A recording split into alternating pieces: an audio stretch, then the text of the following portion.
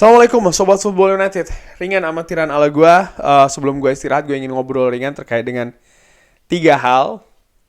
Tentang Sergio Region, Hannibal Mejbri, dan juga formasi 4-4-2 Diamond. Dimana formasi ini kan dimainkan oleh Erik ten Hag sebagai dasar ya. Artinya ditampilkan di awal di 3 pertandingan terakhir Manchester United menghadapi Brighton, Bayern Munchen, dan juga menghadapi Burnley. Nah, apakah formasi ini akan menjadi formasi yang lebih sering dimainkan, akan menjadi formasi andalan di musim ini, atau seperti apa nih? Gua melihat nampaknya formasi 4-4-2 Diamond ini merupakan solusi dari situasi Manchester United saat ini.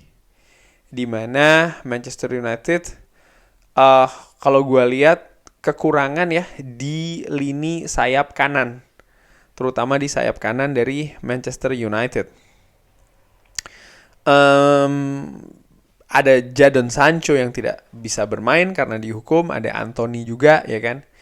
Di sisi lain pemain lain seperti Facundo Pellistri yang dimainkan di posisi kanan ketika Manchester United menghadapi Bayern Munchen, menurut gue tidak bermain bagus di sana. Oh ya, by the way, ketika menghadapi Bayern Munchen mungkin tidak 4-4-2 Diamond ya.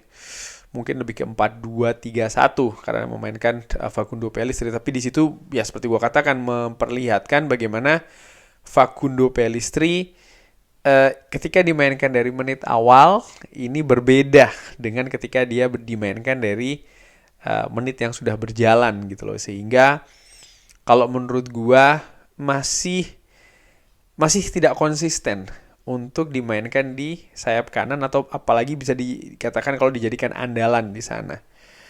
Oleh karena itulah Manchester United harus mencari solusi lain kan dari hal tersebut. Ada pemain lain yang bisa dimainkan di kanan seperti Marcus Rashford, Bruno Fernandes sampai dengan Alejandro Garnacho. Tapi tim kepelatihan lebih memilih 4-4-2 Diamond. Nah, ini bagaimana? Menurut gua formasi ini nampaknya tidak akan sampai lama di Manchester United. Kenapa? Karena gua menilai ya ketika pemain seperti Anthony nanti akan kembali, pemain seperti Mason Mount mungkin ketika akan kembali, gue tidak berpikir situasi 4-4-2 Diamond ini terutama ketika Anthony sih, kalau nanti sudah kembali nampaknya akan kembali lagi ke 4-1-2-3 atau ke 4-2-3-1. Kalau seandainya Mason Mount sudah bisa kembali, gue menilai Mason Mount masih lebih bisa ya dimasukkan di situasi 4-4-2 Diamond. Nanti mungkin dengan situasinya Amrabat sebagai jangkar, lalu di gelandang nomor 8 ada Mason Mount dengan Casemiro, dan di depannya adalah seorang Bruno Fernandes di nomor 10. Menurut gue itu bisa dimainkan, dan bahkan mungkin akan memberikan situasi yang berbeda lagi, bukan tidak mungkin kualitas juga yang lebih tinggi lagi, karena saat ini kan Scott McTominay yang lebih dimainkan di sana. Scott McTominay tentu saja punya keunggulan duel ya kan di lini tengah, tapi secara teknis gue menilai nampaknya Mason Mount lebih bagus di sana. Bisa jadi juga formasi 4-4-2 ini ya sebagai jawaban ya yang dicari untuk bisa meningkatkan situasi ataupun performa dari seorang Mason Mount. Walaupun gue masih melihat ya formasi ini memang formasi yang dicari sebagai solusi tidak adanya atau tidak tersedianya posisi sayap, terutama posisi sayap kanan nih dari Manchester United. Ada kelemahan di formasi ini ya, bagaimana situasi sayap ya kan. Biasanya tim kalau mereka bermain lebih melebar ketika menghadapi 4-4-2 Diamond, ini bisa memberikan kesulitan terhadap Manchester United. Dan ini yang terlihat ketika menghadapi Brighton. Nah, tapi ketika menghadapi Burnley situasinya berbeda. Kenapa? Situasinya lebih bagus ya, karena pemain Manchester United lebih banyak bergerak gitu loh. Dan ini menurut gue kuncinya. bagaimana dalam formasi 4-4-2 diamond menurut gue secara dengan amatiran pemain terutama pemain tengah nih harus secara aktif gitu loh, determinasinya harus tinggi terutama ketika melakukan pressing kepada kubu lawan di sisi yang lebar. Nah, ini yang menurut gue yang harus diperbaiki. Kekhawatiran gue dengan formasi ini murni karena selama pre-season paling tidak yang disaksikan ya, kan formasi ini nyaris tidak pernah dimainkan nih. Lebih ke 4-1-2-3 ataupun ke 4-2-3-1 seperti musim lalu. Ya, kalau memang seandainya formasi ini dipilih paling tidak sebagai solusi jangka pendek atau jangka menengah, gue harapkan sih bisa lebih sering dimainkan ya. Memang tidak semua pemain bisa terakomodir di posisi ini. Sebut saja Facundo Pellistri, ya kan? Karena ya nampaknya dia lebih menempati sebagai ya penyerang sayap gitu loh di formasi 4-3-3 atau 4-2-3-1. Lalu pemain seperti Alejandro Garnacho.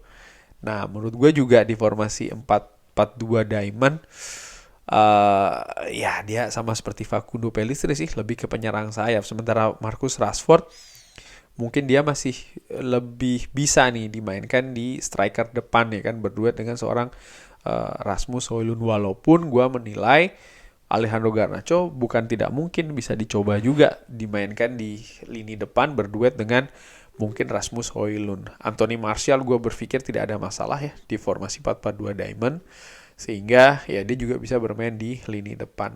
Secara keseluruhan gue menilai ini salah satu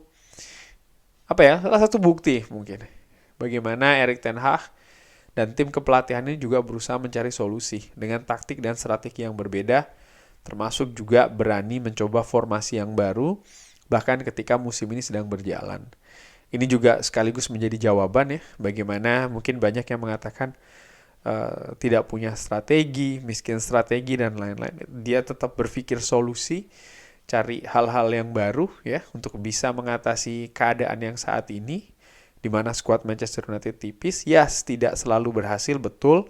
Tapi ketika tidak berhasil itu kan ada banyak faktor. Termasuk menurut gua salah satu faktor terbesarnya adalah pemain yang menjalankan instruksi dan juga implementasi. Bisa tidak mereka ikut ya kan di dalam sistem yang ingin dibangun. Dan kalaupun tidak harus dicari nih penyebabnya kenapa. Karena kan ya tidak semudah pegang joystick di depan layar TV. Itu sih menurut gue.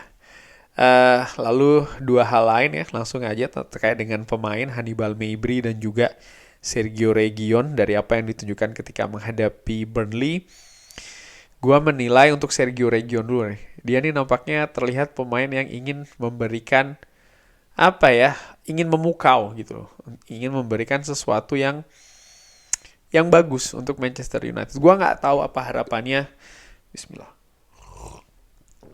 Supaya dia dipermanenkan oleh Manchester United atau ini juga menunjukkan kepada Tottenham Hotspur tentang kemampuan dia ya ketika dia bisa lebih sering dimainkan, atau kepada tim lain bahwasanya ya dia bisa bermain bagus. Jadi dia ini semi marketingin dirinya gitu loh ya. Dan menurut gue ini sesuatu yang positif bagi Manchester United di mana ya klub atau tim ya bisa mendapatkan kontribusi berupa penampilan yang positif ya kan dari Sergio Reguilon. Nah, ini pertanyaannya adalah apakah akan dipermanenkan? Kalau menurut gue sih kemungkinannya kecil ya, kemungkinannya kecil karena di posisi ini Manchester United sudah ada dua pemain, Luke Shaw dan juga Tyrell Malacia. Di sisi kanan pun juga demikian, dan nampaknya ini sudah sesuai dengan apa yang diinginkan oleh Erik ten Hag. Jadi gue melihat Sergio Reguilon peluangnya tidak besar, bahkan kecil sekali untuk bisa dipermanenkan. Walaupun tentu saja ini pastinya akan menimbulkan perdebatan, khususnya untuk seorang Tyrell Malacia, ya kan? Tyrell Malacia mendingan Sergio Reguilon daripada Malacia dan lain-lain. Gua menilai sih, ya Tyrell Malacia pemain muda masih harus berkembang lagi. Tentu saja konsistensi itu yang lebih penting. Sama sebenarnya dengan Sergio Reguilon. Hanya saja Sergio Reguilon, ya gue melihat itu tadi dia nampaknya ada punya motivasi yang lebih besar. Dan kalau berandai-andai seandainya dia mendapatkan posisi ini ya belum tentu juga akan karena tujuannya sudah tercapai kan. Kalau dia mendapatkan posisi ini apakah tetap sama motivasinya, ini juga tanda tanya. Tapi gue menilai keuntungan besar adalah Ya dengan situasi ini, sorry ya, Sergio Region ini kan dia harus bermain bagus. Untuk usahanya mungkin berharap dipermanenkan ke Manchester United, atau usahanya untuk kembali merebut tempatnya di Tottenham Hotspur, atau memikat tim lain selain Tottenham Hotspur, ya kan, terutama untuk di musim dingin nanti. Jadi menurut gue ini situasi yang win-win, atau win-win solution ya, win-win situation sorry, antara Manchester United dan juga dengan Sergio Region. Dan terakhir tentang Hannibal Mejbri, pemain ini sebenarnya sudah terlihat bagus ketika preseason menurut gue ya, di lini tengah Manchester United. Apakah dia akan bernasib sama seperti Charlie Savage ataupun Zidane Iqbal? Nampaknya dia punya peluang yang lebih besar nih, karena pemain ini dia punya keunggulan dari sisi determinasi. Dari sisi teknis harus lebih diasah lagi, tapi bagaimana determinasi dia ya ketika menghadapi Brighton, ketika menghadapi Burnley, ini terlihat gitu. Dia mau untuk bergerak, dia mau bekerja keras, dia mau mengejar bola, dia mau mendistribusikan, dia bisa mendistribusikan bola dengan bagus. Dan menurut gue ini yang dibutuhkan di Manchester United, terutama di lini tengah saat ini. Tinggal bagaimana dia bisa lebih konsisten dari sisi permainan, bahkan lebih berkembang lagi. Lini tengah Manchester United terlihat merupakan sisi yang, atau lini yang belum solid banget. Terlihat dari beberapa pertandingan terakhir ya, tapi patut juga dilihat bagaimana ketersediaan di lini tengah ini juga tipis gitu loh. Banyak pemain yang cedera dan absen untuk bermain. Dan tentu saja dinamika dari lini tengah itu sendiri tidak ada pemain yang stagnan, tampil jelek kadang bisa tampil bagus, begitupun juga sebaliknya. Gua menilai Casemiro contohnya bagaimana fluktuatif penampilannya ya, belum konsisten, kadang bermain bagus, kadang bermain jelek. Christian Eriksen pun juga demikian. Termasuk juga Hannibal Mejbri ya, dimana saat ini dia bisa bermain bagus dan gue harapkan dia bisa lebih konsisten. Persaingan ini akan sangat keras di lini tengah. Ada Scott McTominay juga, ada Sofyan Amrabat, ada Mason Mount, tapi gue menilai ini merupakan suatu hal yang positif. Bagaimana lini tengah Manchester United ini diisi oleh karakter-karakter yang berbeda. Tinggal bagaimana Erik ten Hag bisa memanfaatkannya ya, menyatukannya, dan juga bisa memilih dengan tepat nih siapa-siapa saja yang harus dimainkan ketika menghadapi tipikal karakter lini tengah dari tim lain yang mungkin berbeda-beda juga. Tapi gue menilai Hannibal Mejbri ini membuktikan paling tidak sampai dengan sejauh ini dia bisa menjadi solusi di lini tengah. Dan kalau dia bisa konsisten bermain seperti level yang saat ini, bahkan lebih bagus lagi, ya gue nilai sih dia punya peluang yang bagus gitu loh. Karena mungkin ya sebelumnya yang diplot adalah seorang Kobbie Mainoo, tapi mungkin dia bisa mencuri, ya kan, bisa saja itu terjadi. Yang jelas sekarang kesempatan ini ada bagi Hannibal Mejbri, tinggal dia harus membuktikan dengan konsisten dan bahkan lebih baik lagi. Kurang lebih demikian. Terima kasih sudah menyaksikan. Jangan lupa like, subscribe. Wassalamualaikum warahmatullahi wabarakatuh.